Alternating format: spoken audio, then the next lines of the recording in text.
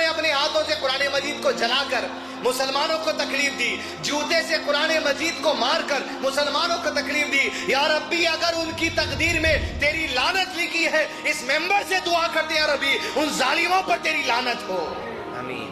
جان لے وہ لوگ کہ اللہ کے نبی صلی اللہ علیہ وسلم کے زمانے میں ایک عیسائی آدمی اٹھا تھا، بخاری شریف کی حدیث ہے، جس نے اسلام کو قبول کر لیا تھا، اور حتیٰ کہ یہ مرتبہ اسے عطا کر دیا گیا، وہ کاتب وحی بن گیا تھا۔ وحی جب آتی تو اللہ کے نبی صلی اللہ علیہ وسلم کہتے، وہ وحی کو لکھتا چلا جاتا، یہ اعزاز اس کو عطا کر دیا گیا تھا۔ لیکن جب اللہ عز و جل کے فیصلے آتے ہیں، دلوں کی کیفیت اللہ جاننے والا ہے، اس عیسائی نے جو اسلام قبول کر لیا، کاتب وحی کے مرتبے کو پہنچ گیا تھا، اس نے ایک دن اللہ کے نبی صلی اللہ علیہ وسلم کے سامنے قرآن مجید کی گستاخی کرتے ہوئے کہا، چاہے وہ مسلمانوں کی صفوں میں سے ہو یا کفار کی صفوں میں سے ہو، چاہے وہ راجہ سنگھ ہو یا گجرات کی کوئی عورت یا ناروے میں قرآن مجید کو جلانے والا یا کوئی اور آدمی، وہ جان لے اس عبرت کو، اس لیے کہ ہمارا ایمان اللہ کے نبی صلی اللہ علیہ وسلم کی گواہی کی وجہ سے ہے اور اللہ کی گواہی کی وجہ سے۔ اس نے اللہ کے نبی صلی اللہ علیہ وسلم نے کہا، ارے قرآن تم کیا پڑھ کر سناتے ہو؟ نبی کو تو تمہارے کچھ نہیں آتا،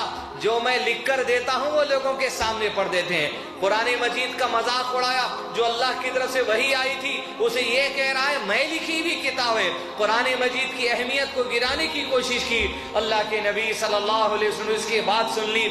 قریب تھا کہ اس کی موت ہو گئی، اور عیسائی جب ہو گیا، مرتد ہو گیا، اور اس کا جنازہ لے کر جب مدینے کے قبرستان میں عیسائی پہنچے اور قبر کھود کر اسے قبر میں اتارا گیا، جتنی کھودتے ہیں عام طور پر کھودا گیا، قبر کھود کر گھر کی طرف پلٹے، دوسرے دن صبح کو دیکھتے ہیں وہ لاش قبر سے باہر نکل کر قبر کے باہر پڑی ہے۔ عیسائی کو پتا چلا کہ اس کی لاش قبر کے باہر گری ہے، یہ وہ جو قرآن مجید کی بے حرمتی کرنے کے لیے بڑی بات کہہ چکا تھا۔ عیسائیوں نے کہا یہ ضرور محمد اور اس کے آدمیوں کا کام ہے صلی اللہ علیہ وسلم۔ الزام تراشی آج کی بات نہیں ہے، یہ کوئی راجہ سنگھ کرنے والا نہیں ہے، یہ تو اس زمانے سے چلتے آنے والی بات ہے۔ یا عیسائیوں نے پھر گہری قبر کھودی اور اندر 2-4 فیٹ کھودے، میت کو جو سو گاڑا، بس رات کو گھر گئے، پھر دوسرے دن صبح دیکھے تو لاش باہر نکل کر آ کر کھڑی ہو گئی۔ تیسرے دن آئے، کہا یہ پھر محمد اور اس کے لوگوں نے کام کیا صلی اللہ علیہ وسلم۔